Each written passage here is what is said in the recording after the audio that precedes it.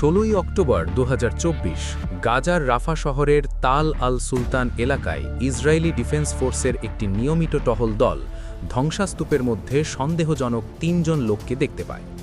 তাদের দেখা মাত্রই শুরু হয় তুমুল গোলাগুলি। তখনও কেউ জানত না যে এই 3 জনের একজন হলেন ইসরায়েলের মোস্ট ওয়ান্টেড ম্যান, হামাস প্রধান ইয়াহিয়া সিনওয়ার।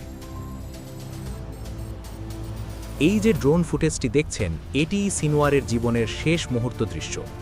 এক হাত গুরুতর আহত, মুখ ঢাকা, বিধ্বস্ত শরীরে একটি সোফায় বসে আছেন এবং শেষ শক্তি দিয়ে ড্রোনের দিকে ছুঁড়ে মারছেন একটি কাঠের টুকরো। বন্ধুরা, ভয়েস অফ বাংলাদেশে স্বাগতম। আজকের ভিডিওতে আমরা দেখব ঠিক কিভাবে ধাপে ধাপে এই অপারেশনটি পরিচালিত হয়েছিল, জানব কিভাবে মেরকাভা ট্যাঙ্কের একটি গোলা ইয়াহিয়া সিনওয়ারের জীবন শেষ করে দেয় এবং কিভাবে তার পরিচয় নিশ্চিত করা হয়। ঘটনা শুরু হয় 16 অক্টোবর বুধবার সকাল 10টায়। বিসলাম ব্রিগেডের একজন সৈন্য রাফার একটি বিল্ডিংয়ে সন্দেহজনক মুভমেন্ট লক্ষ্য করেন। তিনি দ্রুত তার কমান্ডারকে জানান এবং তখনই বিল্ডিংটি লক্ষ্য করে গুলি চালানোর নির্দেশ দেওয়া হয়। বিকেল 3টের দিকে একটি ড্রোন শনাক্ত করে যে 3 জন ব্যক্তি এক বিল্ডিং থেকে অন্য বিল্ডিংয়ে পালানোর চেষ্টা করছে। অবাক করা বিষয় হল 2 জন ব্যক্তি একজনকে সুরক্ষা দিয়ে বা কভার ফায়ার দিয়ে সামনের বিল্ডিংয়ে এগিয়ে যাচ্ছিল। কিন্তু এই 3 জন ব্যক্তির একজন ছিলেন ইয়াহিয়া সিনওয়ার, যা ইসরায়েল বাহিনী কল্পনাও করতে পারেনি। ইসরায়েলি বাহিনী যখন ট্যাঙ্ক নিয়ে 2টি বিল্ডিংকে টার্গেট করে, তখন সিনওয়ার তার বডিগার্ডদের থেকে আলাদা হয়ে দ্বিতীয় একটি বিল্ডিংয়ের দোতলায় আশ্রয় নেন। সৈন্যরা যখন সেই বিল্ডিংয়ের দিকে এগোতে থাকে, সিনওয়ার উপর থেকে 2টি গ্রেনেড ছুড়ে মারেন। একটি গ্রেনেড বিস্ফোরিত হলেই সৈন্যরা সাময়িকভাবে পিছু হটে এবং পরিস্থিতি বোঝার জন্য ভেতরে একটি ড্রোন পাঠায়।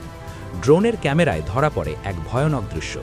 ধুলোয় ধূসরিত এক ব্যক্তি, যার ডান হাত গুরুতর আহত, মুখ কেফিয়া দিয়ে ঢাকা। ড্রোনটি কাছে আসতেই তিনি হাতের কাছে থাকা একটি লাঠি ছুড়ে মারেন। এর পরপরই ইসরায়েলি বাহিনী আর ঝুঁকি নেয়নি। মেরকাভা ট্যাঙ্ক থেকে সরাসরি গোলাবর্ষণ করে পুরো বিল্ডিংটি ধসিয়ে দেওয়া হয়। সিনওয়ার চাপা পড়েন ধ্বংসাস্তূপের নিচে। অপারেশনের সময় সৈন্যরা জানত না তারা কাকে হত্যা করেছে। পরদিন বৃহস্পতিবার 17 অক্টোবর সকালে যখন সৈন্যরা ধ্বংসাস্তূপ সরাতে যায়, তারা সিনওয়ারের চেহারার সাথে মিল থাকা একটি মৃতদেহ খুঁজে পায়, কিন্তু দেহটি ছিল বোমায় ক্ষতবিক্ষত। তাছাড়া হামাস নেতারা প্রায়ই শরীরে বিস্ফোরক বা বুবি ট্র্যাপ লাগিয়ে রাখেন, তাই সৈন্যরা প্রথমে দেহটি সরায়নি।